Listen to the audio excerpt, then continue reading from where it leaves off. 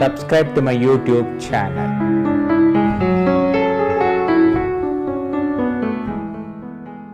Yama, according to different sources.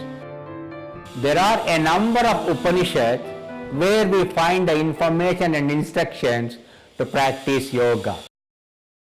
Sri Devi Bhagavata Mahapurana and Shandilya Upanishad prescribe 10 restraints.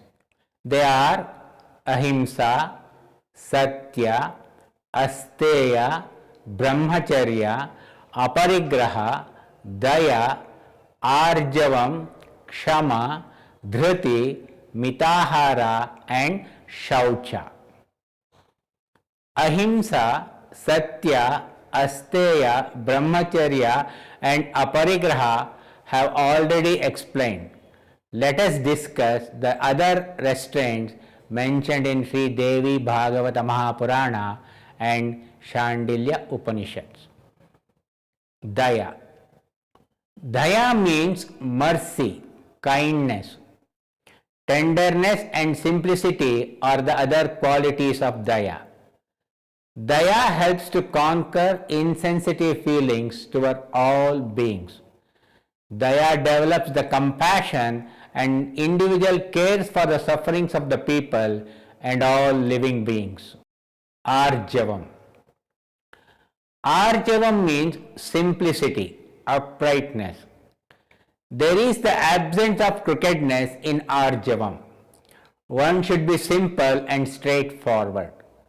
One should not be a hypocrite.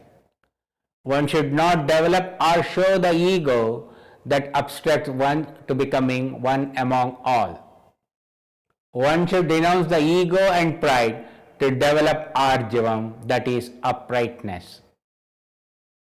Kshama. Kshama means forbearance, to pardon, to forgive.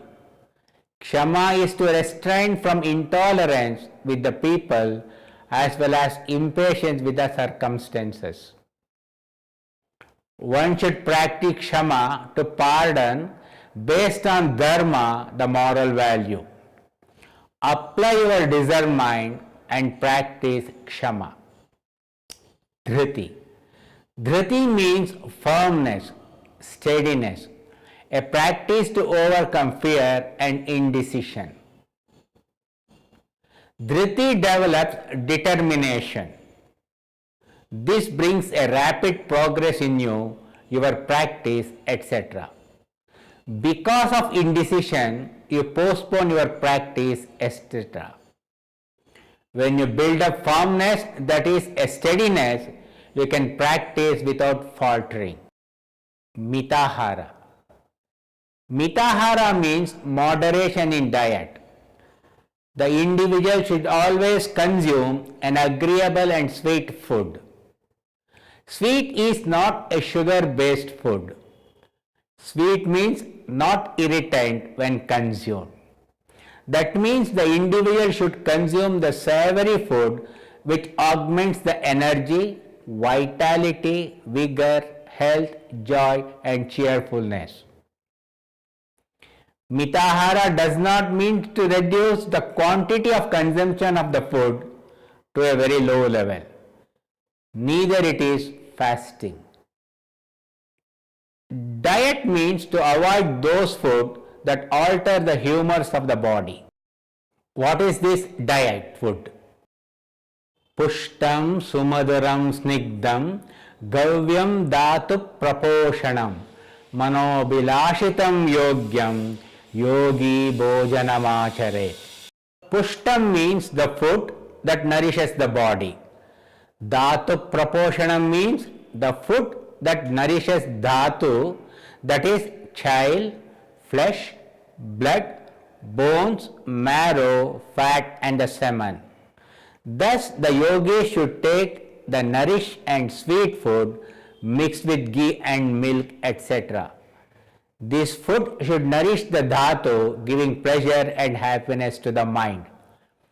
In the practice of yoga, there is no indiscriminatory fasting. The individual should consume the required quantity of food that keeps the body in good condition to achieve his or her goal. The yogi should fill 2 parts of the stomach with the food, third part with water, and the fourth part for free passage of the air. When you eat the food, you should think that one who eats the food is Shiva and not myself.